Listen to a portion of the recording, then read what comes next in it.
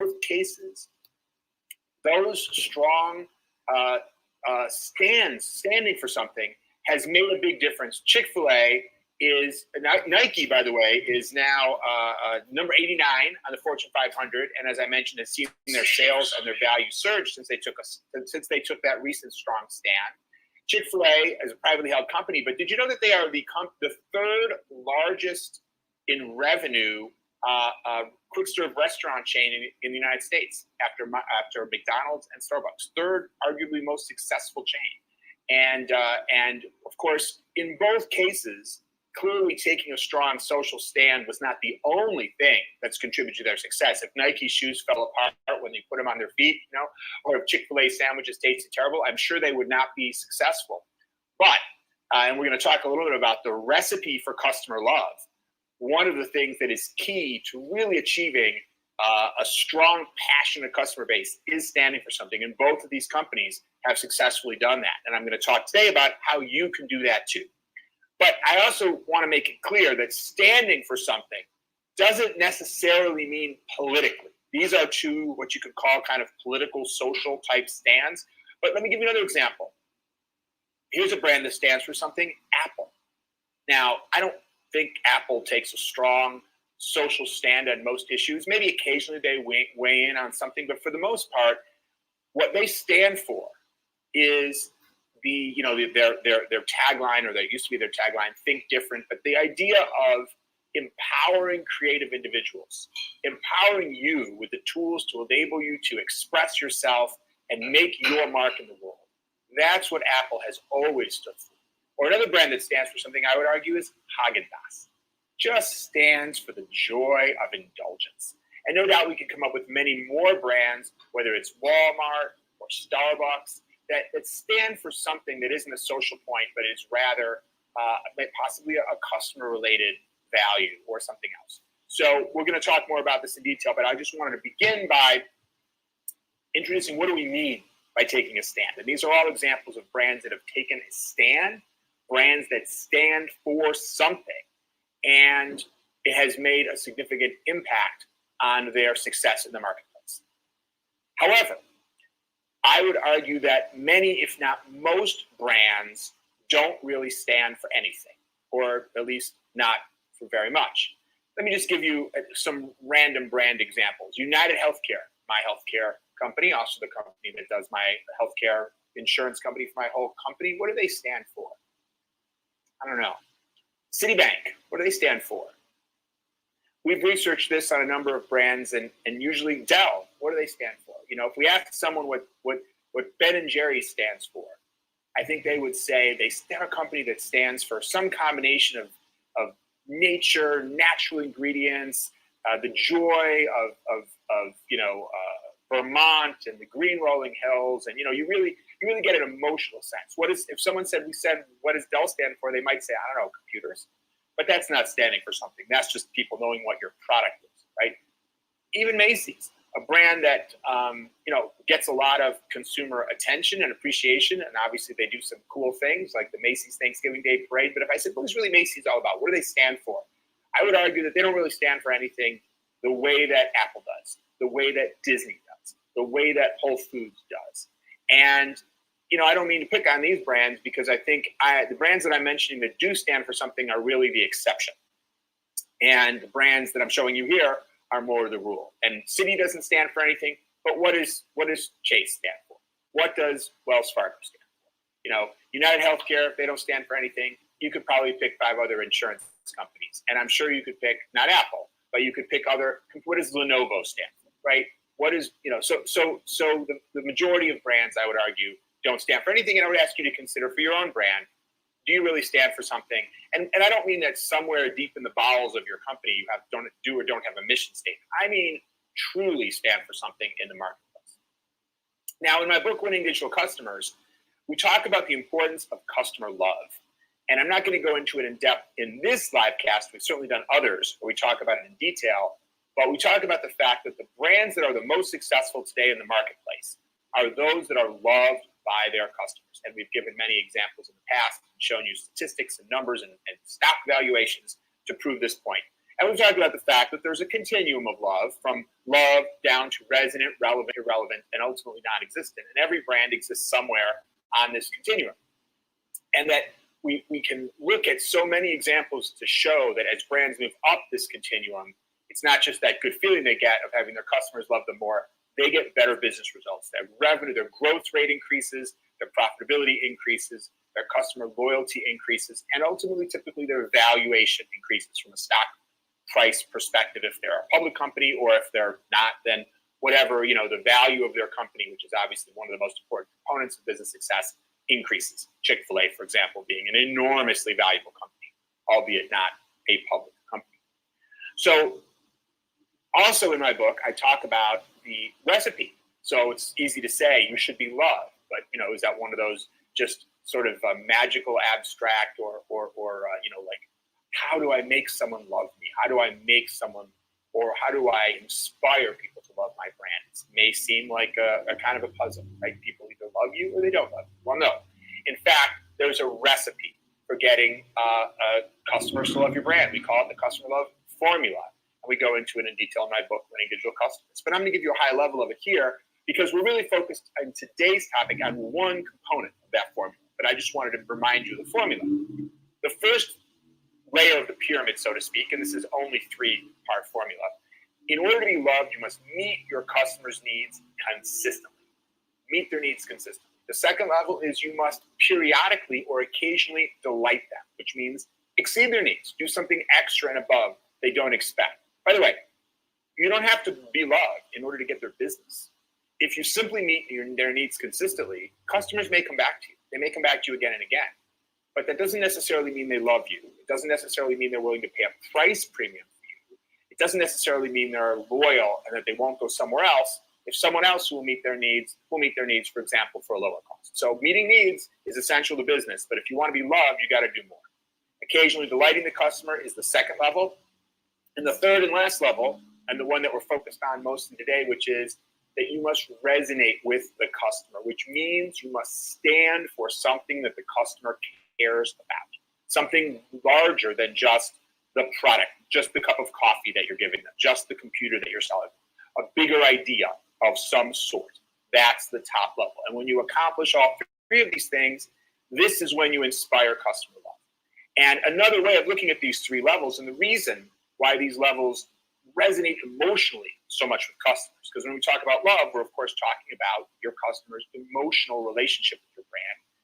When you meet their needs consistently, you demonstrate to the customer that you understand them, because you must understand them to meet their needs, right?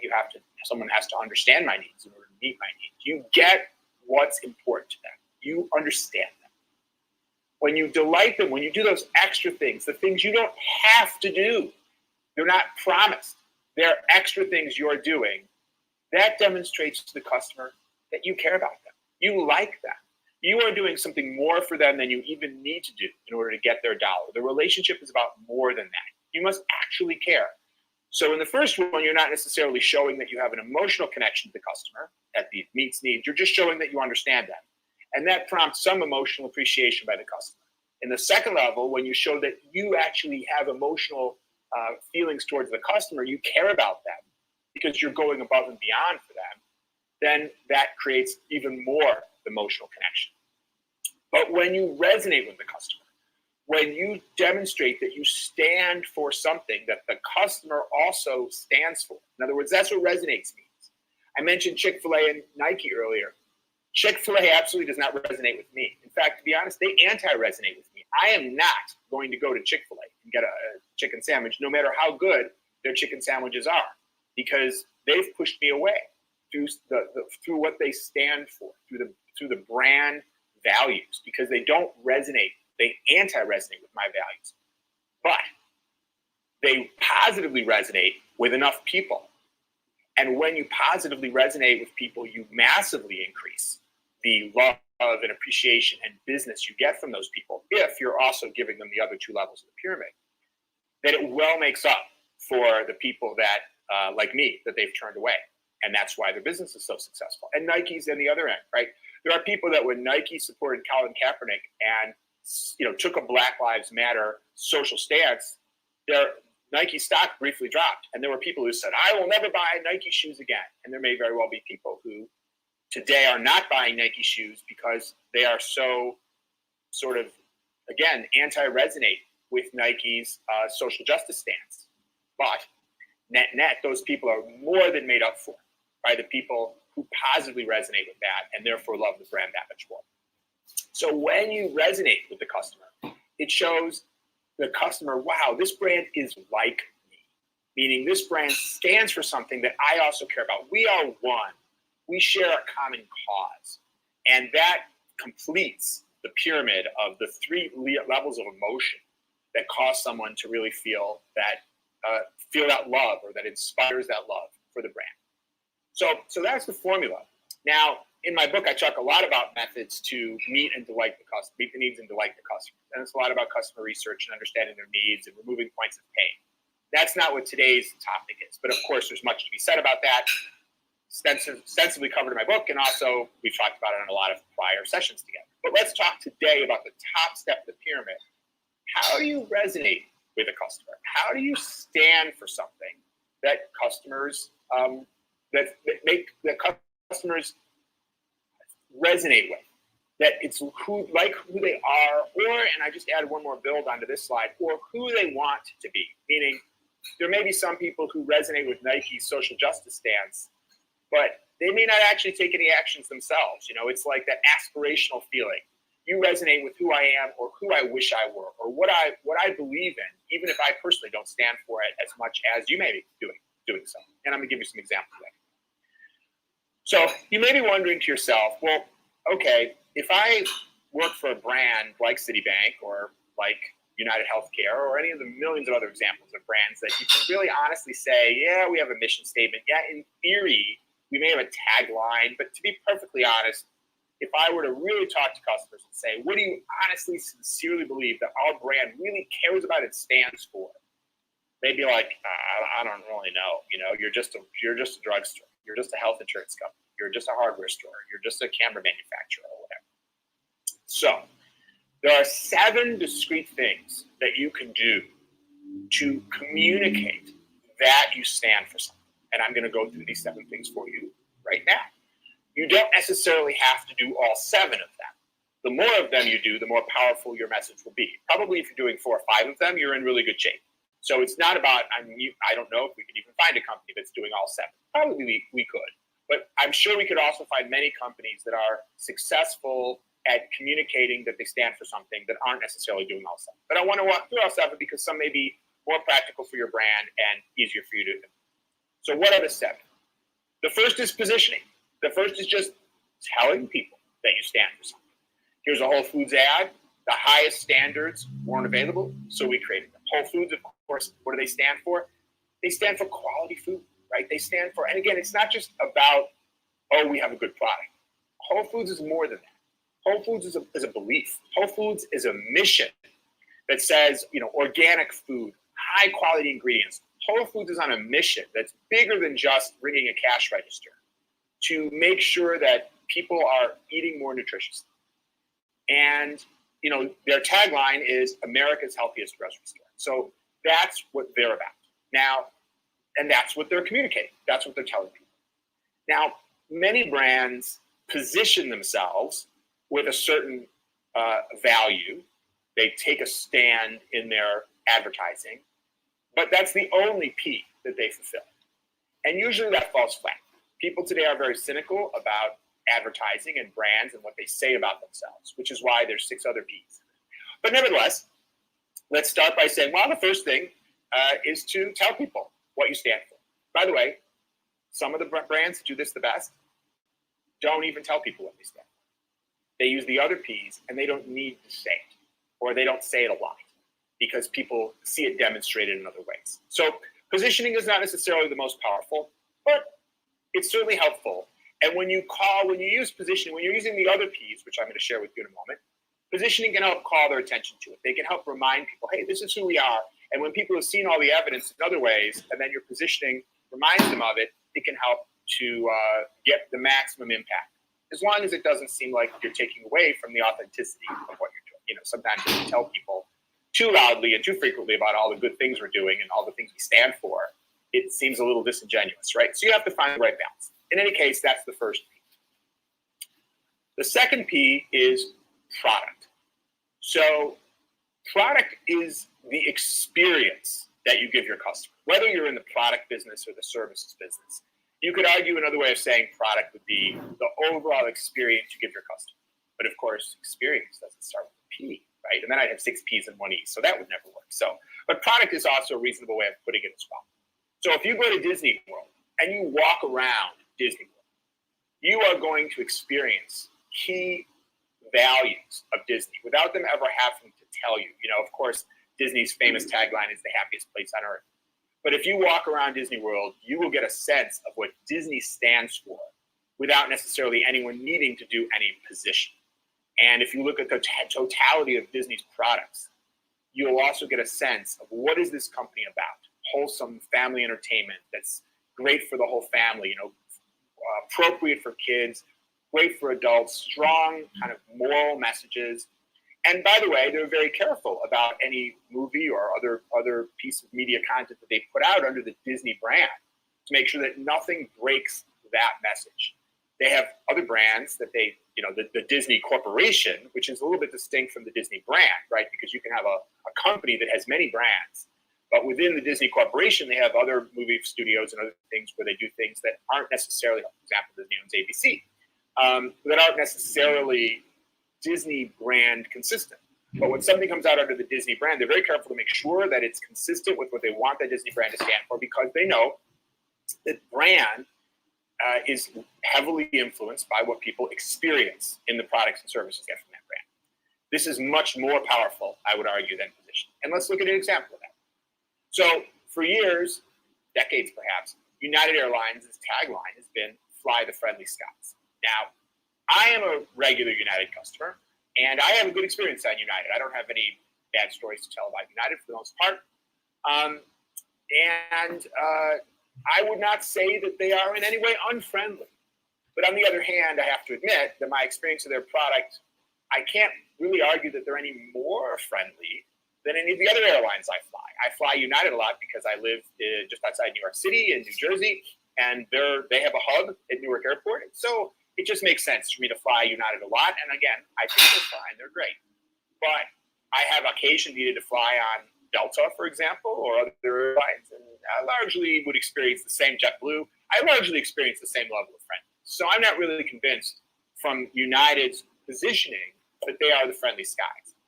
Now, I infrequently fly Southwest, but I have to tell you that I don't know what Southwest's tagline is. Clearly, one of their values is low cost. But man, when you go on a Southwest Airlines flight, you really feel like they are friendly. They're super friendly when they greet you. They crack jokes when they're, you know, making their announcements about safety and all that to the passengers. To me, as a flyer, this is a much friendlier airline. Nothing against United, but they are demonstrating through their product the friendliness, whereas United is trying to demonstrate it through positioning. Southwest, by the way, though smaller, is a much more financially successful airline than United, and I would argue that one of the reasons is because they stand for something a lot more than does United Airlines. So let's take the third one. The third one is passion. Now, you know, positioning is saying what you're all about, and product is really demonstrating it through your business, through what you do, through what you deliver. Right? If you're an airline, your product is essentially the experience of travel. If you're Disney, your product is your films, etc. Passion is really demonstrating that why that's there, right? The idea of a person or a combination of people who have this strong desire to create that kind of product experience for you, for whom that positioning is not just an advertising slogan, but is what they really believe. It is the personification of the brand positioning, really. Because people know that brands can't really feel anything. It's not a person, a brand. It's just a company name and a logo. But if you take a brand like Walt Disney, even though he's no longer alive, you have the passion of a Walt Disney, that character, that figure.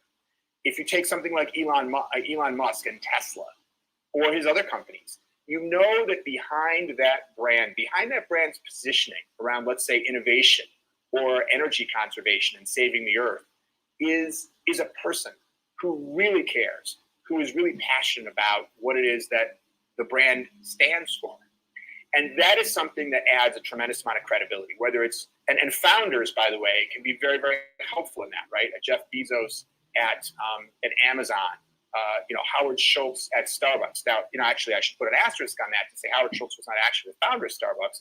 He bought Starbucks when it was a teeny tiny company with, I think, only, if I recall, 4 or 5 coffee shops in the Seattle area. So it just goes to show you don't have to be the founder, but obviously he was the push behind the massive growth and the Starbucks becoming the brand it is today. But the point is, it doesn't have to be a founder, but the idea that there's a human spirit behind the positioning of that brand and behind what makes that product stand for something, that feeling of passion is our third P of how to make your company stand for something. Now, that may be one of those you say, but I don't have someone like that. I don't have an Elon Musk running my company. Well, that's fine, because there's 7 Ps, and you don't have to apply all of them. Steve Jobs, of course, would be another example at some place like Apple. Ben and Jerry's, obviously, you have 2 founders. So it sure does help. But who's the founder of Whole Foods? Now, I'm sure there's an answer to that question. But personally, I don't know. I know Ben and Jerry. I know Elon Musk. I know Jeff Bezos. I don't have any idea who founded Whole Foods. So, and I'm guessing that most people who shop at Whole Foods don't. So it just shows you that you don't have to have a Walt Disney passion behind it. But it's one of the things that does help. It's a magnifier and multiplier when you have it. So let's go to our next P. Our next P is people. Now you might think, well, didn't you just talk about people? Elon Musk is a person. Yes. But in this context, I'm not talking about the founder or that kind of figurehead that represents the brand. I'm talking about all your people, the people that work at your, behind the counter, the people who work in the call center, the totality of someone's experience. When I interface with somebody who works at a car dealership or somebody who's at the call center or somebody who's in the store helping me, this is the experience that I have. The values that they seem to convey are a key part of the people component. And one of the most loved brands in America is UPS. And I find that interesting because you could argue it's kind of a utility, right? I mean, just package delivery. But the reason that people love the UPS brand, and this has been studied many times, is because of the delivery person. It's because of the driver. It's because people get to know that person who comes to their house every day, sometimes for years, sometimes for decades. People have that kind of relationship. And it's that connection. And there's many, many stories. And if you Google like people of UPS, you'll find many stories about UPS drivers doing very touching and helpful things for the people on their routes, whether it's related to the delivery of a package or whether it's just they knew it was their 75th birthday, or they knew, it was their anniversary, or they knew that they were sick and needed something. Here's, kind of a typical picture of the UPS driver who knows the family pet and is playing with the family dog. So that feeling, and that, of course, contributes to that feeling of connection, wholesomeness, and caring that people feel about the UPS driver, and by extension, the UPS brand. And obviously, this is not going to be true of every single UPS driver, but UPS has clearly done something right because it's true of enough UPS drivers that this is a common experience that UPS customers have. Okay, so that is, what are we on? I've lost count, 4th or 5th P. I think that was our 5th P. The 6th P is policies, how you handle conducting business. And an example of this would be Amazon and returns. Amazon stands for delivering the very best possible customer experience. And one of the areas in which they have an outstanding customer experience is when you want to return something. Now, you might argue that for many companies, the idea of accepting a return is a necessary evil, not something they necessarily want to make easy. You go to some stores and there's 10 lanes of people ready to take your money if you want to buy something. And there's one line of, if you want to return something. And sometimes, there's a bunch of people in that line and you have to wait 30 minutes in order to get to the front of that line in order to return something. They haven't gone out of their way to make it easy for you to return something because, of course, it's not in the business's interest to help you return something. This is when you really demonstrate that you stand for something. It's easy for me as a business to stand for things that are going to make it better, that are clearly good for my business anyway. To stand for, when you give me your credit card, I process it really fast. Well, of course, I'm trying to take your money. So that's not a bad thing to do. I want to get you out of there. But when I am committing as a business to something and demonstrating a policy, which is not necessarily in my interest, but is in the interest of the customer, that demonstrates a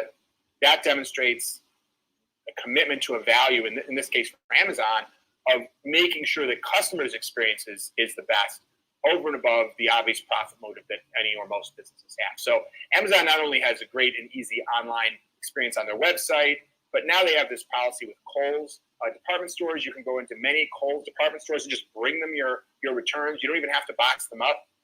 It would be very easy for Amazon to make it more difficult for us to return things. You have to put them in your own box and you have to package it, and they can charge you for the return shipping, and you have to take it to the post office, the UPS store. I can literally walk into Kohl's just with that thing. I don't have to put it in a box or anything. You just give it to the person, and they can scan the QR code on my phone of Amazon, having return, so that I've gone and done my return on Amazon, and I can make that return. So Amazon has put policies in place which are consistent with what they stand for, even if they're not necessarily directly in their business self-interest. Now, I would argue in the long run, they are in their business self-interest, because I'm more likely to buy things from Amazon if I know I can easily return them. And I'm also more likely to love a brand that really stands for something. But nevertheless, and by the way, policies don't always have to relate to the customer. It all depends on what it is you stand for. What is it you stand for? Some policies could relate to, the cleanliness of something, or it could relate to a social, and I'm going to talk in a moment about other areas like philanthropy, but it could be a wide range of different types of policies. But in Amazon's case, because what they stand for is giving the customer the best possible experience, this policy, or this set of policies that relate to returns, is just one area of an example of how Amazon is demonstrating what they stand for through their policies. In contrast, let's talk about United again. And I hate to pick on United, because I really do have very often a good experience with United, but this is just such a well-known story where United had policies that pertained to essentially waitlisting or removing passengers who've been bumped from a flight, right? Most people know that airlines oversell their flights, and if there's too many people who need to get on the flight, even if they book the ticket, the airline will try to pay people to get off the flight. And of course, there was a famous debacle a couple of years ago where United Airlines decided that somebody who'd already been seated on the flight was going to be removed in favor of another person, even though the person who was seated already had a ticket. But this was their policy. The individual refused and said, no, we didn't want to be taken off the flight. And eventually, United sent security guards. The airport sent security guards. There's some dispute. But in any case, security guards were dispatched and dragged this guy off the flight. And gosh, remember, this was the airline that's saying that they're the friendly skies, right? Now, of course, it's happening on the ground, so maybe they're only friendly in the sky. Anyway, again, I'm not trying to give United a hard time. With all the flights that United runs all over the world, most of them don't have anything like this occur. But clearly, this one incident was an example, not just of an unfortunate moment, but of a policy that United had in place, which, when implemented in this context, clearly went against what their brand is all about. If your brand is all about friendliness, you don't want to be dragging people off airplanes. That is definitely not friendly behavior. And just an example where in United's case, they did the opposite, right? They undercut what they were trying to say about their brand through their policies. And, to their credit, following this huge PR debacle, they changed the policy and they increased the amount that they're willing to pay people to be bumped off of a flight. And their CEO acknowledged and said it was a mistake. So clearly they learned something from this. But I highlight it here again, not to give United a hard time. We can all have these things happening in our companies. It happened to United in a very public way, in a very, it was all over the news. But any company can have these situations where you have a brand that stands for one thing, and then all of a sudden, things happen as a result of your policies. It could be that if you have a brand that says you're safe, but you don't have policies that ensure that everything is safe, and then something happens that illustrates you're unsafe, that would be another example of your policies undermining what you want to stand for. So you want to make sure that your policies are in line with what you want to stand for. And sometimes, there can be situations where, and this kind of relates a little bit to the next one, which is problems. So let me talk about problems, and I think you'll see that there's a little bit of a connection between the idea of policy and the idea of problems. So when something goes wrong with your interaction with a brand, it's an opportunity to potentially lose you as a customer or to cement your loyalty for life. And in customer service jargon, this is often referred to as the service recovery paradox. If Amazon is supposed to get your birthday present or the present you're giving somebody for their birthday and they fail to get it there, and so as a result, you call them up and someone from the headquarters drives to the warehouse, picks one up in their car, and drives 4 hours to make sure that you get it on time. Obviously, that's not their normal behavior, and I'm not saying I made that up. I'm not saying Amazon did that, but if a company does that, clearly that's handling a problem in a way that demonstrates what they stand for. That's something they could do on every delivery, right? They go out of business, but handling an unusual situation in a way that demonstrates that that they're living their values, whatever those values are, right? Ritz-Carlton's, and I'm not quite even sure exactly how to characterize Ritz-Carlton's, what they stand for, but I do feel like there's something there. They stand for clearly high-end luxury and providing the pampered, most luxurious possible experience, something like that.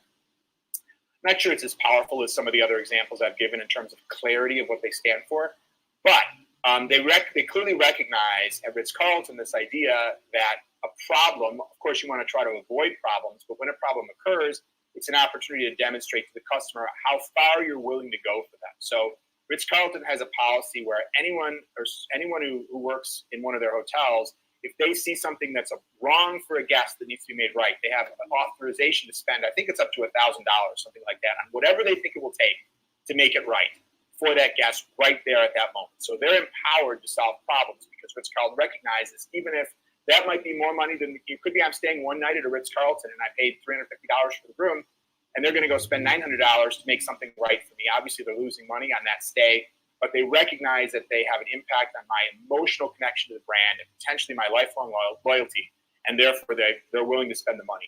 And so that's an extreme example, but how you handle customers that need an exception to a policy or have some other kind of problem is an opportunity to demonstrate in action, not just in words, what your brand is really all about, and that you're willing to do things that go against your own interest, if that's what it takes for what you stand for. The last of the 7 categories is philanthropy, and this is clearly a way of demonstrating something that you stand for from a social perspective. Now, many large companies have some philanthropic giving arm that may not necessarily get a lot of awareness, and they may not necessarily really make the brand seem like it stands for something. But other brands, and Tom's Shoes is an example of this, that was founded with the basic idea that for every pair of shoes that Tom's Shoes sells, they're going to give a pair to someone in need in the third world. And that's a key part of their brand, and it's something that they do. I forget, they've given away millions, I forget how many pairs of shoes, had a huge impact. Salesforce is another example. When they started Salesforce.com, they decided, and I forget the percentages, maybe 5%, but for every dollar they make, they either give a certain amount to charity or they provide licenses to Salesforce.com's very expensive software platform for free to not-for-profits, or very, very discounted to not-for-profits. And this is all part of their commitment to making sure that they're doing social good while they're also, delivering a great cloud-based platform for people doing CRM and other things. So there are many ways in which a brand can be involved in philanthropy, but it really becomes a powerful part of what you stand for when it's substantial, not just a little bit. If you're a $10 billion company and you're giving away $5 million a year, this is not substantial. But when it's a significant part of how you operate and how you think as a company, that part of what we're trying to do is give back to the world, this has the potential to have a significant impact on the brand. So those are the 7 areas of 7 Ps, of 7 ways that you can stand for something as a brand. And I just want to close out by answering this question that you might be asking yourself, and I get this question a lot when I talk about this topic, resonating with customers and standing for something, which is, but what should we stand for? It's easy when you are a founder-led company. It's easy when you're Apple and you already stand for something. But what if you're Citibank? Again, not to pick on them, but they were just my example from before. And you look around the company and you say, well, what do we really stand for? I mean, shareholder returns, being a bank, hopefully providing good customer service. But these aren't really a larger value. This isn't standing for something that's greater than the business. This is just basically the business, right? Delivering shareholder returns, hopefully growing customer, share of wallet, these types of things. This isn't standing for something. So when you don't have it, how do you find it, right? And it's difficult very often because it's not like you can go to any one person. If the CEO says, well, I believe in, saving dogs and cats, unwanted dogs and cats. That's my cause. That's what I care about and believe. Well, If that's not meaningful to the rest of the organization, then it's probably not going to work that well. It's not like when you're a founder and you start a company, it's just you and 3 people. And then as you grow, people are attracted to that company in part because of the mission. But it's very hard to inject a mission like that. Very hard, not impossible, but very hard, or a lot harder anyway than if it's done at the beginning. But if your business has not been built on a foundation of standing for something, I've given you 7 ways on how to express what you stand for. But if you don't know what it is, first you have to figure out what it is. So let me give you a few suggestions. I don't have the ultimate answer to like what is life about and what does your company mean. But here are some suggestions. The first thing is to say, well, why was this company founded? Most companies were not just founded to make a buck. There was something that was behind the original.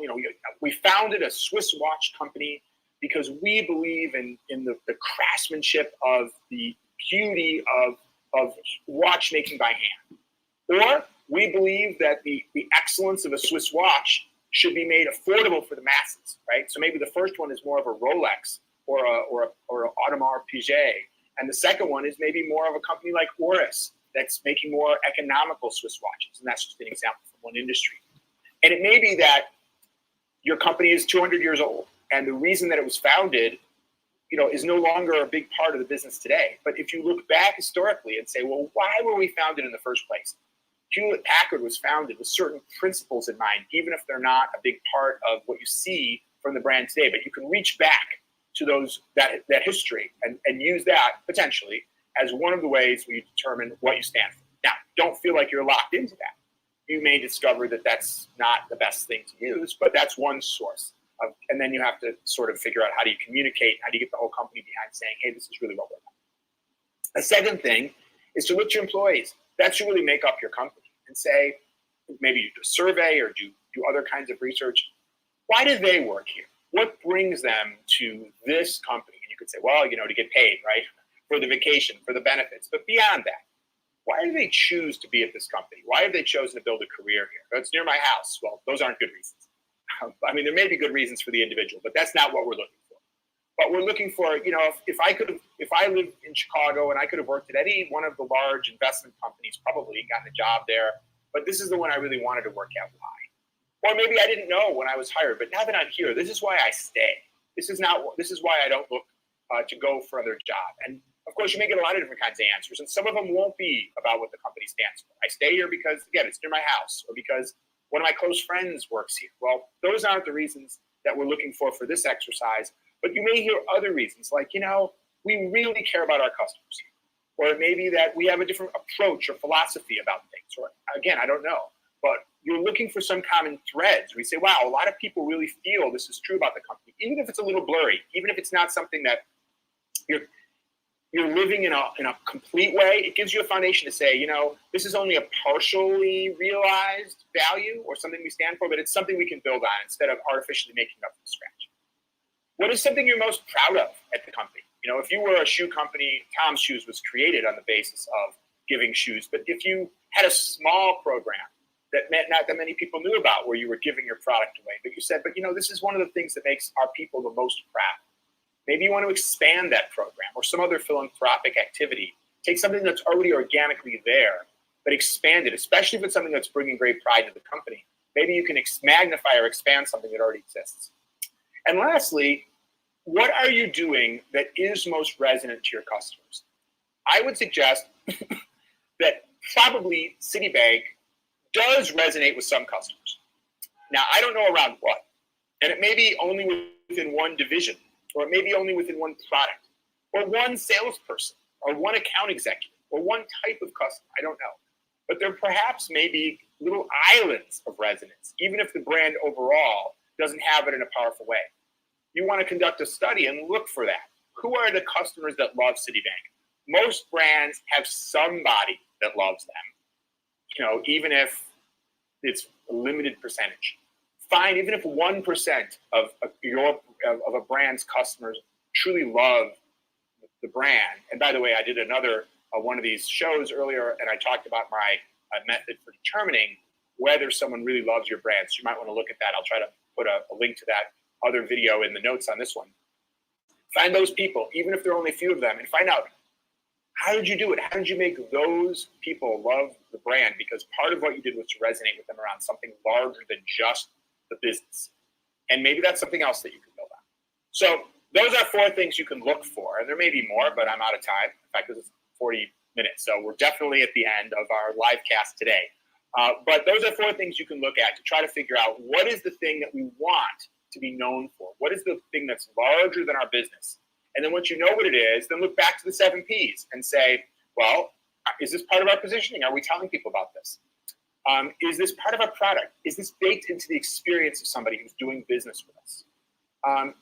Do we have a founder or somebody, a CEO, somebody who's communicating their passion behind this particular thing? Are our people representing this on a daily basis, et cetera, right? Through each of the 7 Ps. And now you're on your way to taking that one thing and making it something that's truly part of your brand and something that will be seen by your customers as something you stand for. And then you have the opportunity to resonate with your customers. And when you've got that top level of the pyramid, assuming you combine it with the 2 levels below it, you've created the right recipe for inspiring customer love. So hopefully that makes sense and it helps you. If you have any questions, by all means, send your questions in. We love questions. Happy to answer any follow-up questions on this. And with that, my best wishes to you at figuring out how to make sure that your brand is standing for something. I'll see you next time.